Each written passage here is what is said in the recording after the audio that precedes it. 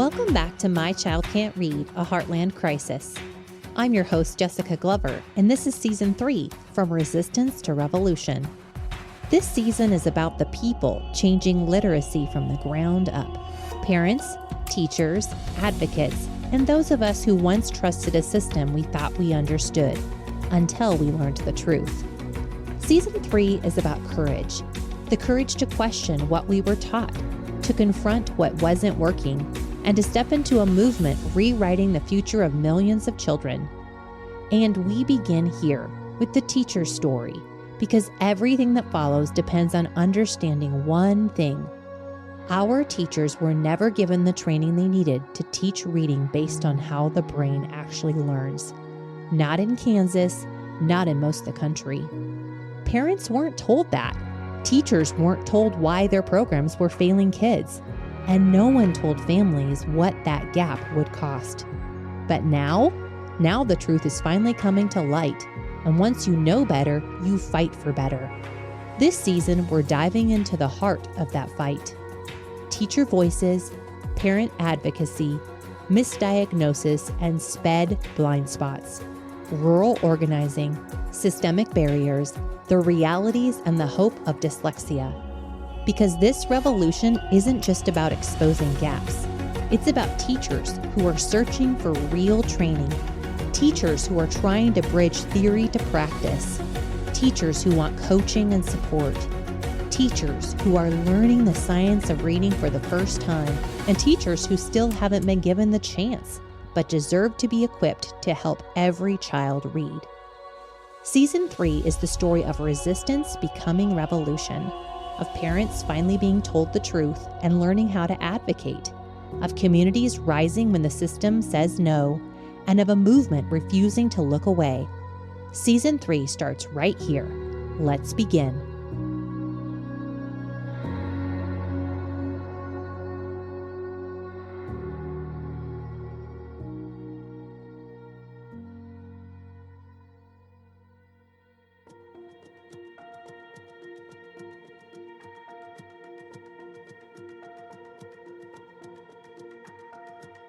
Imagine this.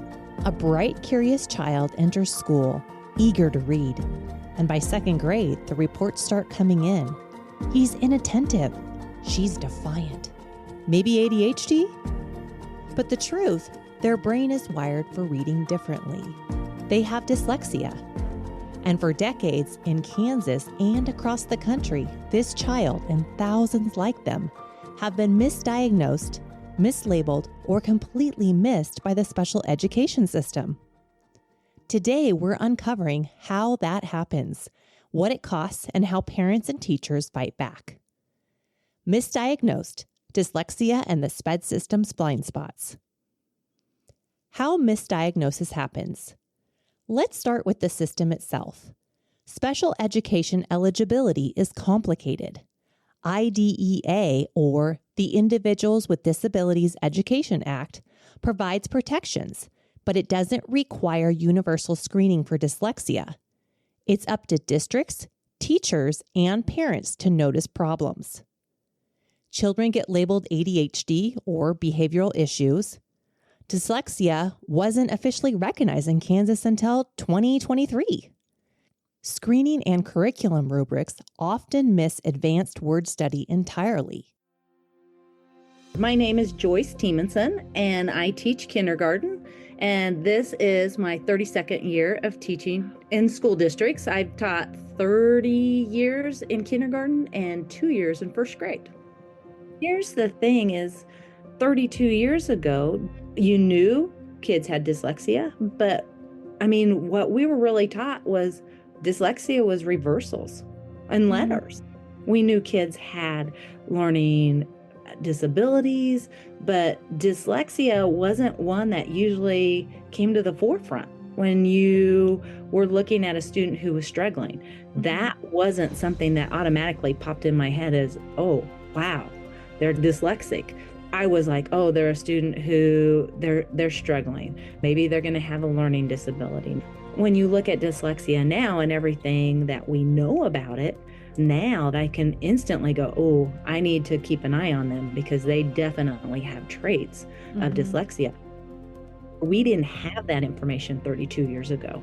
It wasn't taught to us as new teachers of, hey, these are the signs, this is what you need to look at. And definitely we weren't taught how to restructure our teaching to best meet their needs. So at what point did you first encounter the science of reading or structured literacy methods? Really, when I moved to Skyline, the school that I'm at now, they were teaching pathways to reading.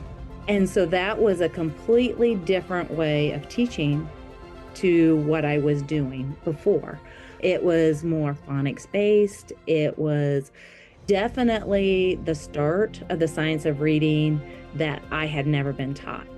I took the sound case training from the Phillips Fundamental Learning Center, and that was a huge eye-opener for me.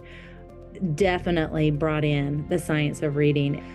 The sound case was a fantastic starting point for me. Just this is what's important. These are the stages that they're going to go through. I mean, you have to have this in place before this can be in place. And it was fantastic. And I had been teaching at that time 20 some years. And it was just like, okay, this is starting to make sense now. Now I get it. It all had a pattern. It all fell into place. It was like, this is why we teach the sounds. This is why we blend. And it just all started to come together, and it was eye-opening for me. My name is Brooke Hammond, and I have been a teacher for 10 years. So I'm relatively new to the game. I have worked with mainly kindergarten and preschool. Okay. So my experience getting into education is non-traditional. So I started out just, as a mommy, and I worked for the Postal Service, and my office was reducing hours, and I came in to enroll my son, his kindergarten year, and they needed a teacher aide. So I interviewed the position, and when I started working, it was like, oh, I'm supposed to do this. And so I was an aide for 2 years, and my district came to me and said, we'd really love to start a preschool program. Would you go back to school? And I said, yes. I did not do the traditional 4-year teaching program. I went through the TAP program. So I did the apprenticeship, which in my opinion is the way every school should go. I think that it's applicable. I think it's real world. If you're someone who was in my position, a mommy, and had already established life and you still had to pay bills, then, you can still get paid as you're teaching and as you're learning. So, and just, Brooke, because I bet there's some listeners that might not know what the TAP program is, but from my understanding, you get to start teaching right away as like a para, right? With the master teacher. You do. And then your time in the classroom counts toward your student teaching, essentially. It is amazing. And at the time, WSU was the only school in the state of Kansas who offered. Could have changed by now. I don't know. So when I went into the program, I knew the grade band I was going to teach. I was aware of, kind of the skills that would be needed. And so when we got into literacy courses, I think my mindset was a little different because I was able to kind of hone in on what I knew would be applicable for my classroom. I was very encouraged to read a testimonial that you had shared from Aaron and Gabby Roach about their son. I saw my own daughter in that situation, and I just want to say thank you on behalf of parents for your investment in your own learning so that you could help other kids, because it's just so exciting when we find answers, because it's so frustrating pulling at all the things that you hope will work and then they don't work and you're at your wit's end. And thankfully we finally found the assessment center here through a friend who was teaching at the school. But I just think about the need for population in general, like 20% of our kids need extra repetition. And so they're going to need to have tutoring of some kind, whether it be in a specialized school or from a specialist like yourself. So it's really neat that you pursued that to help kids. it was concreted when, the idea of, oh, I want to go train. The district then the following year said, we want you to go take the sound case training for your littles. Yeah. So the kindergarten teacher and we went. And I remember walking into Phillips and thinking, oh my goodness, this is just a whole world that I, as an educator, I don't know about. We need to know about this. We need to know about this. Every educator needs to know about this. But even then, every parent needs to know, because there's just such a mindset out there of something's wrong with my child. Something's wrong with my child when they can't read. And then when they, if they're given a diagnosis of dyslexia, or if they're told they're suspected dyslexia, then something's wrong with my child. And we need to know, as parents and as educators, no, there's nothing wrong with your child. They just process differently. Yeah. And it's the job of professionals to know what to do with a child who processes differently. And I've told several of my colleagues, and, I've had a conversation with leadership, that if we know that dyslexia or some sort of language processing is there, and we do nothing about it, it's malpractice. It is educational malpractice. It's ethically wrong. And, that'd be the same as a doctor knowing the treatment for an illness or a disease and then just not doing anything about it. And it's malpractice. And it's beyond vital that educators know about dyslexia and know about, auditory processing, language processing, all the things that affect reading and learning. It's vital. Dr. Janelle Tidemann is a licensed psychologist who conducts comprehensive evaluations for learning differences like dyslexia and ADHD. She's worked with hundreds of students, and she's seen firsthand what happens when kids are misdiagnosed instead of properly identified. So I asked her, what happens when students are misdiagnosed? For one, since dyslexia and ADHD are very comorbid, if we misdiagnose or miss one of those, then that can lead to them having years and years of very extreme difficulty in school, achieving standardized assessment goals, leading to feeling like a failure, low self-esteem, not learning to be able to read at a level where they can function as an adult. So these consequences will carry them throughout their lives, and children with ADHD and dyslexia both already have, generally speaking, lower self-esteems compared to other children. And so it just makes that much more difficult for them to come out of. You explained the connection between low self-esteem and dyslexia diagnosis. Like there's something chemical, right? There's something chemical in both, I think, of dyslexia and ADHD because there's so many genes that interact with that. Okay. But low self-esteem, again, it also can be very situational. And so they are typically, they already feel like failures because they usually have very high intelligence, which we might have talked about, especially in certain areas. And so and then the frustrating part comes when they know they have this high intelligence, but they can't read basic words. And so that encourages them to be very frustrated and also go, well, then I must be dumb. Yeah. Or I must not be smart, or else I'm a failure. And so that's what resounds in their brain, and that's how they start to see themselves until someone points out to them that that is not the case. So until they are told, no, this is where you are intellectually, and this is where you are with processing weaknesses, and that's why you struggle so much, but it has nothing to do with your intelligence. But most kids compare themselves to other children, as we all did, right? And so when they see little Johnny over here flying through the reading lesson and they can't read the simple words, they already feel like a failure. And so it just gets more and more complex as the time goes on. Yeah. And in your experience, do you find that having a professional diagnosis is much more sufficient to bring to an IEP meeting, or even to use in helping to hone in that child understanding the way they're really wired, as opposed to me just telling you, you're not stupid, you're actually really smart, but I have no backing to it? Absolutely.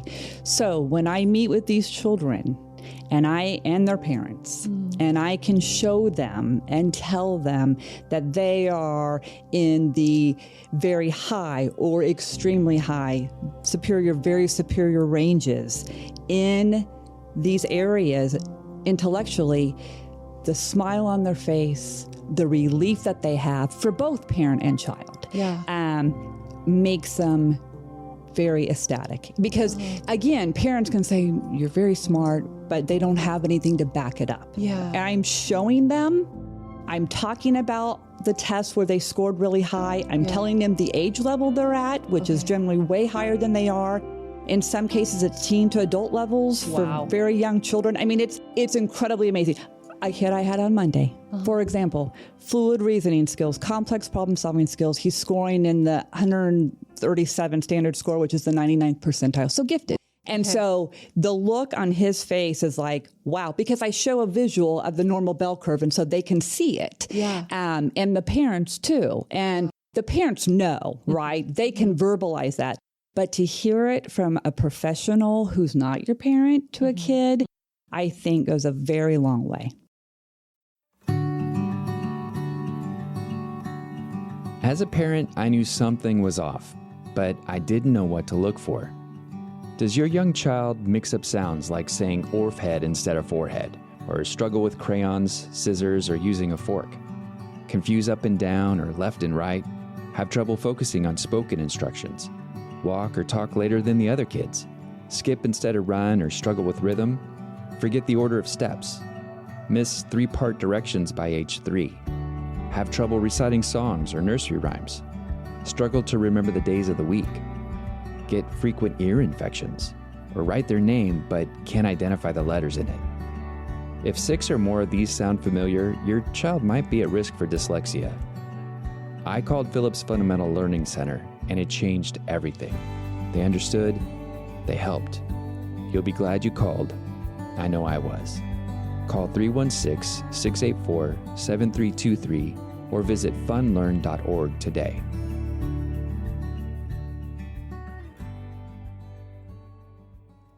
When teachers don't have the training, kids get mislabeled.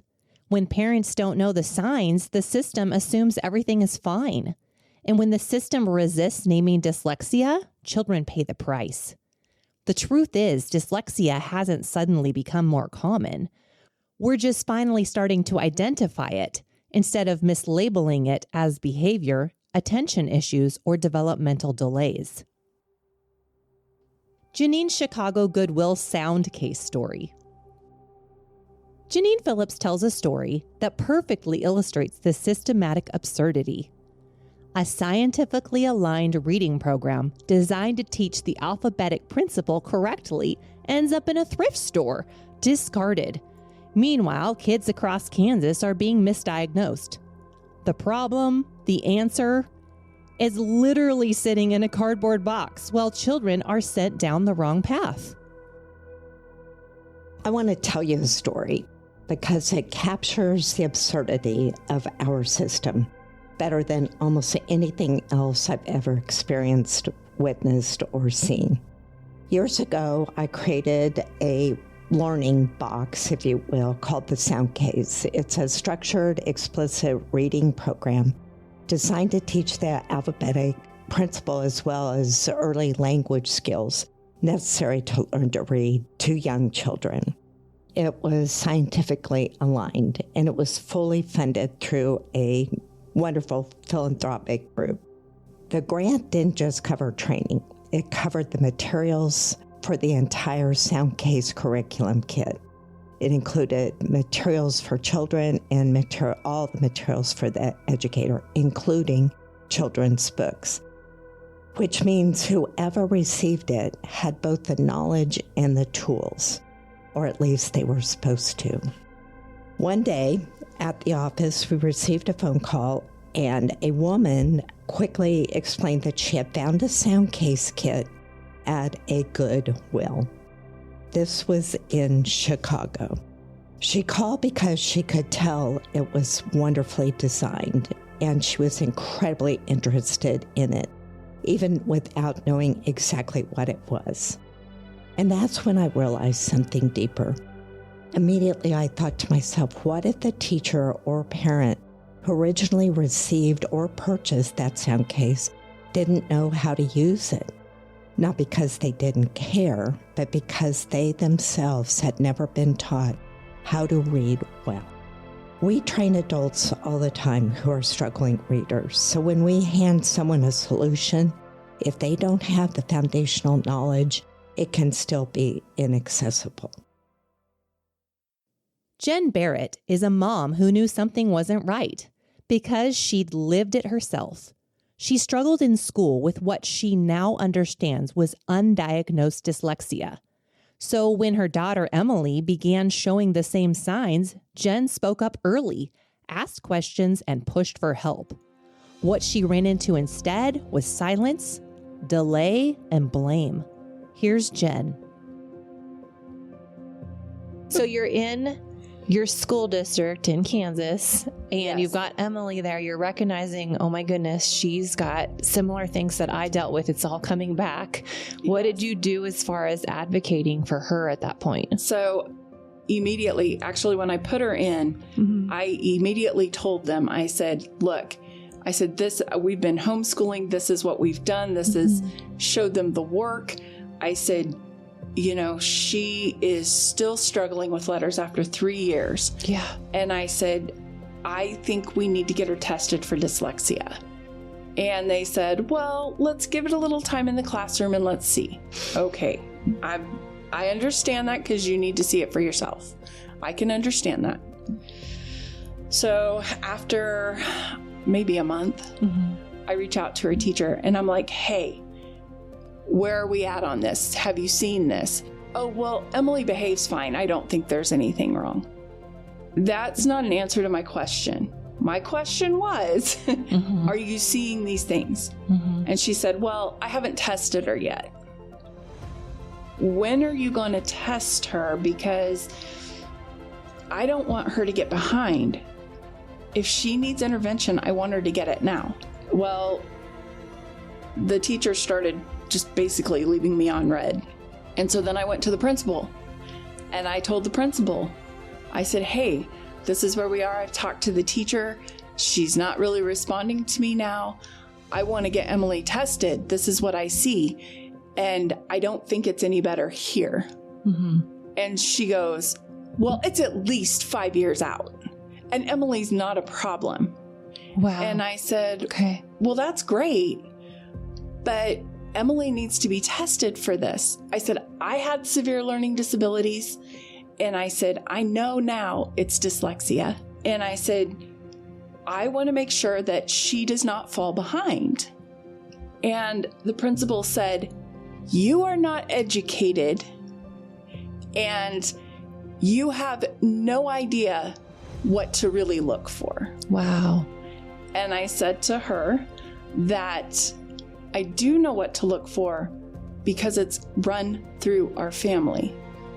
And I said, no, she needs to get tested. And I left her in a total of 4 months. And that Christmas break, I pulled her out because they were arguing with me. I never got to see a single test score, though they said they tested her and she tested fine. They wouldn't show me. I didn't even get to have a parent-teacher meeting. Wow. I tried So no fall conference. No fall conference. I didn't get one because I couldn't make it work on the teacher's schedule. And I was like, but I really want to talk to you about this. And the school was not willing to talk about it at all. And they kept going back to her behavior as, well, she behaves, so she's not a problem in class. So it's obvious she doesn't need help. And there it is. The blame quietly shifts. Not instruction, not systems, not training, the problem becomes the parent or the child. In Season 2, former Board of Regents leader, as well as local business leader, John Rolfe warned us about this exact pattern. The blame game rooted in Kansas pride. When systems don't want to admit failure, responsibility gets shifted downward, onto teachers, onto parents, onto kids, instead of upward where instruction, training, and policy decisions live. And once you see it, you can't unsee it. So in Season 3, we're bringing in your article from 2025. And your new article makes it clear that passing literacy legislation is not the same as implementing it. What do states consistently underestimate when they pass these laws? They forget that it's not laws that solve the problems of the world, it's the people who enact the laws. And so they often don't think about the systems that support the work that has to be done, nor the knowledge it takes to carry that work out, and the time and the treasure, the resources of money and funding that it takes to really bring something to fruition. Then on the back end of that, I think that policymakers and other people in high levels really forget that you have to come up with a supportive context to support people, to bring people in, to get the buy-in that you need to do something. That means you have to be consistent. And all too often, it's just you pass the law and then the gaze shifts. But it's going to take years to really implement a law to full implementation and do it well. But the gaze has already moved. So people are left to wonder, is it really important? Were you really concerned about that in the first place when you're not consistent? Then you really have to also make sure that you're there to hold their hands and that you put the systems in place to walk them through the process to where that you can show them what has to happen. You can do that with them. You can let that do them for themselves, and they can go out there and do that with other people. And we don't have that supported scaffolding in place to really bring laws to action. I know this might sound really conceptual, but to break it all down, policymakers just forget that if you care about something, you don't just pass a law and walk away. You have to stay there until it's done. And the done is that in the case of literacy legislation, kids are able to read and write for themselves and go off and be gainfully employed and have lifelongs of learning and happiness. That question, was this really important, is exactly where families and teachers get stuck. Not because they don't care, not because they don't try, but because they were handed expectations without support and systems without scaffolding. When reading instruction fails, it doesn't fail quietly. It shows up as confusion, mislabeling, and shame, as children and parents believing the problem is them. Even when laws are passed or training is required, the real work is in the classroom, where teachers are expected to take what they learn and make it work for students. But what happens when that follow-through is missing? Brooke Hammond has seen this firsthand. She's a teacher who completed state-mandated training in the science of reading, and she shares the challenge of ensuring it's actually applied where it matters most, the kids. So I feel like letters, it's scientifically backed, it's it's proven.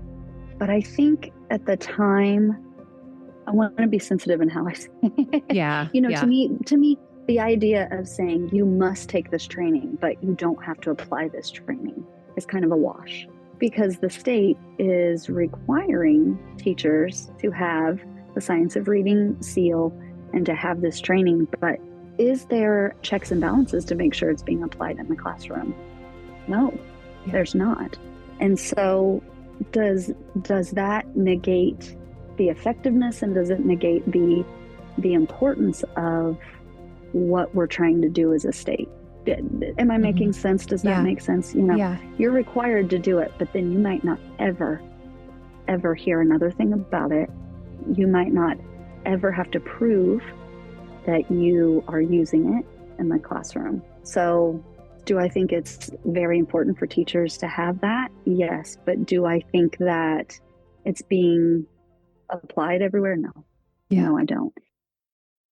That gap, training without accountability, is exactly why kids continue to fall through the cracks. Teachers may have the knowledge, but without systems to support its consistent application, progress stalls. And when reading instruction stalls, families and children pay the price. That sound case sitting in a Goodwill in Chicago is a metaphor. The solution existed, the funding existed, the research existed, but the knowledge never fully reached the people who needed it, the adults or the child. And until we fix that, the box keeps moving and the kids keep paying the price. Odegaard's Literacy Legislation Insights. Legislation helps, but it isn't a magic fix. As Timothy Odegaard writes in his 2025 article, Literacy Legislation in Practice, woven throughout our Season 3 episodes, see the notes for a reference in the link. Legislation is only the beginning. Screeners are required, but implementation is uneven. Under-identification of dyslexia is the largest failing point. Dyslexia is overrepresented in behavior referrals. Curriculum rubrics often ignore advanced word study.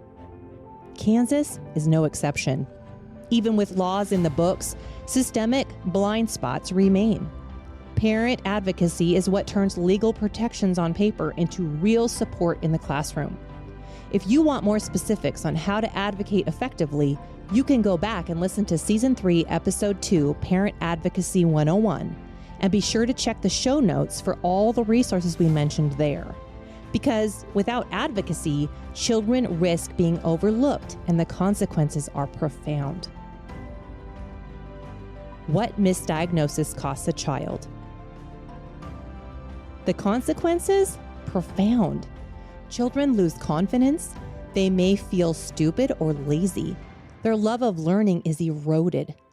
Here's Jen Barrett again, sharing the all too common experience of parents navigating misdiagnosis and delayed support.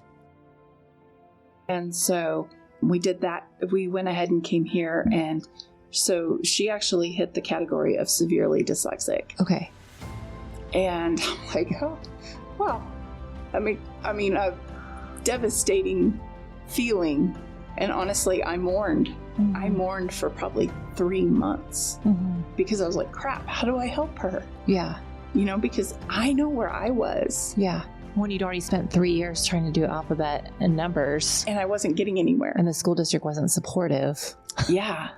And I looked at another school district and visited with them, and I didn't even bother putting her in there because they were giving me the same thing. Okay. And so I was like, well, if that's what I'm going to get from public schools, then we have no choice but to homeschool. Mm-hmm. So I went to the homeschool group that we were a part of, and I talked to every parent there, and they were like, oh, use this curriculum. Oh, use that curriculum. There's nothing wrong with the curriculums, but it wasn't helping. Mm-hmm. I spent probably $5,000 on curriculums trying to find a curriculum that would help her, and nothing helped. I was at my wit's end. And sometimes the cost of misdiagnosis isn't just a few hard years in school, it's decades. Dr. Janelle Tidemann sees what happens when dyslexia goes unrecognized for a lifetime.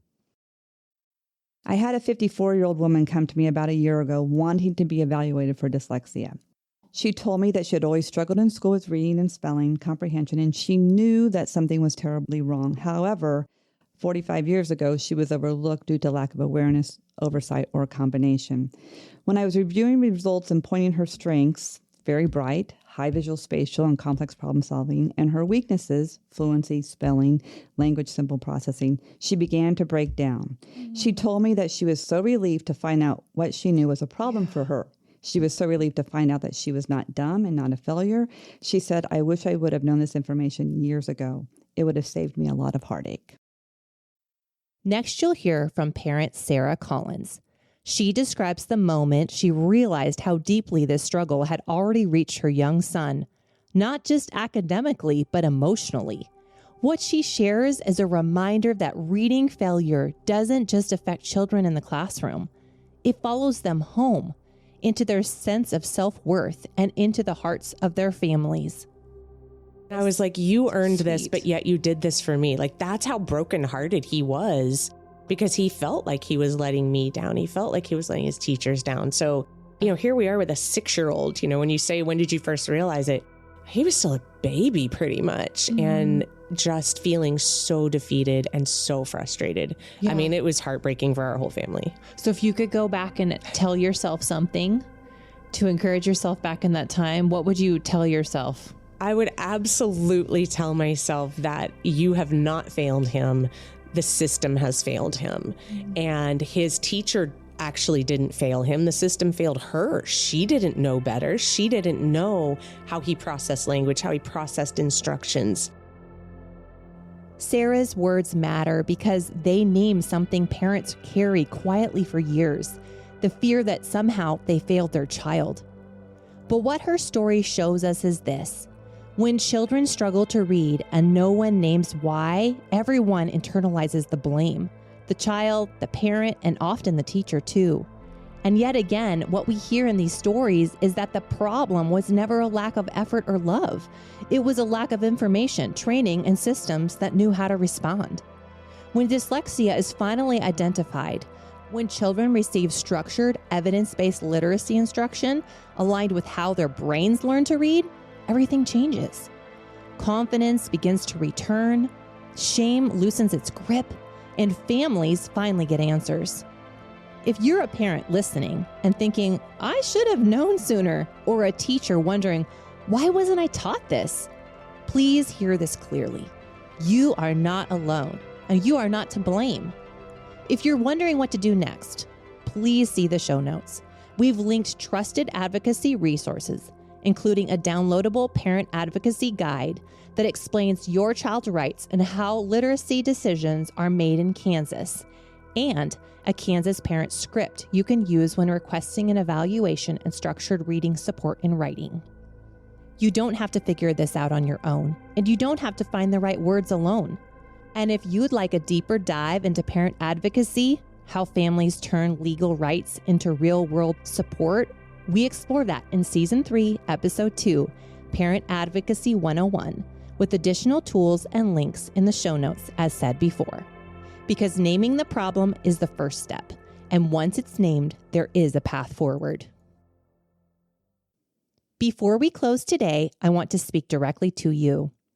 To parents, you are the expert on your child. If something feels off, trust that feeling. Document concerns, request screenings in writing, and keep asking for clarity. You are not the problem, and you are not alone. To teachers, you didn't cause this crisis, but you can be part of the solution. Seek training, ask your district for support, and continue to advocate for evidence-based instruction. Your willingness to learn and adapt changes lives, sometimes in ways you'll never fully see. To advocates, you are the bridge between policy and practice. Your persistence in meetings, the emails, the stories you share is how change begins. You are not alone either, and your voice may be the one that unlocks a door for a child who has been waiting far too long. What you've heard in this episode is not a story about a lack of effort. It's a story about what happens when a system doesn't have the language to name what a child is experiencing. When dyslexia goes unidentified, children absorb the confusion. Parents absorb the blame. Teachers carry frustration without answers. And for roughly 20% of students, those who need intensive, structured, multisensory literacy support, missing that identification can mean falling further behind while others move forward. There are the students who need a clear dyslexia tier of instruction to ensure they get the interventions their brains require. For years in Kansas and across the country, dyslexia existed in a strange in-between space, known by families, whispered by educators, and rarely named by systems. That silence mattered, because what isn't named can't be addressed. In the next episode, we'll tell the story of what changed and how just over 2 years ago, Kansas finally acknowledged dyslexia in state law. You'll hear how persistent advocacy, strategic pressure, and unexpectedly, an ally few people saw coming helped make this recognition a reality. because naming the problem is the first step. And once it's named, the work can finally begin.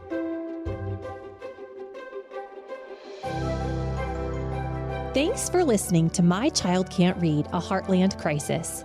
If today's episode resonated with you, if you saw yourself, your child, or your classroom in these stories, you're not alone. We believe every child can learn to read, and every parent and teacher deserves the knowledge to help them. I invite you to take action today by subscribing wherever you get your podcasts so you don't miss an episode, rate and review to help others find this series, and tell us about your story and discover how the Phillips Fundamental Learning Center is changing lives through literacy at funlearn.org/podcast. That's funlearn.org/podcast.